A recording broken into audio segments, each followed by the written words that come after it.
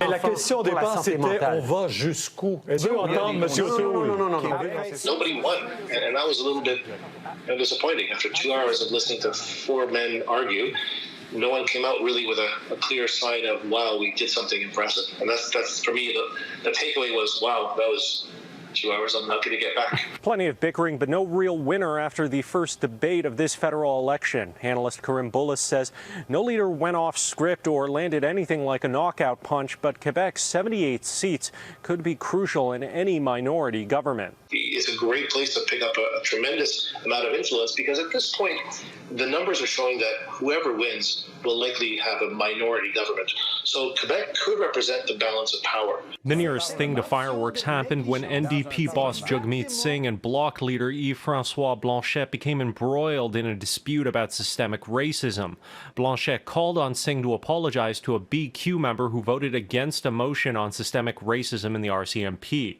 At the time, Singh called MP Alain Thérien a racist, resulting in Singh's ejection from the House of Commons. The BQ say Thérien voted nay because the Public Safety Committee was already looking into the same issue, but Singh hasn't backed off from his belief. Whether folks are comfortable calling it systemic racism or institutional racism, it is clear that when we look at what happened to Indigenous people, it was by design. It wasn't by chance or by mistake.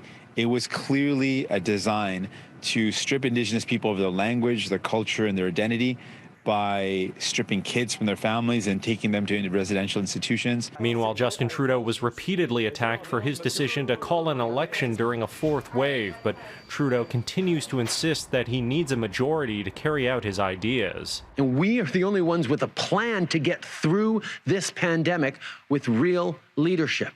And that's not just good for the pandemic and health side of things. It's also what allows us to recover our economy, to recover jobs, and to make sure we are building better on climate change, on housing, on healthcare, and on childcare. Aaron O'Toole, meanwhile, clarifying his position on assault-style firearms. At the debate, O'Toole said he'd maintain the current ban introduced by Justin Trudeau, but the Conservative platform clearly says he'd repeal the May 2020 order making that ban. We will maintain the ban on assault weapons. We will also, as I said today, work with police on gang violence, which has gone up incredibly over the last few years, and target the illegal smuggling of firearms. If you speak to police and law enforcement, the increase in violence in our cities is driven by organized crime, by street gangs using illegally smuggled firearms. We will go after it. Party leaders will have another chance to make their impression with the remaining two debates scheduled for next week. The French language debate is first on Wednesday night with English on Thursday. In Ottawa, Xiaoli Li, City News.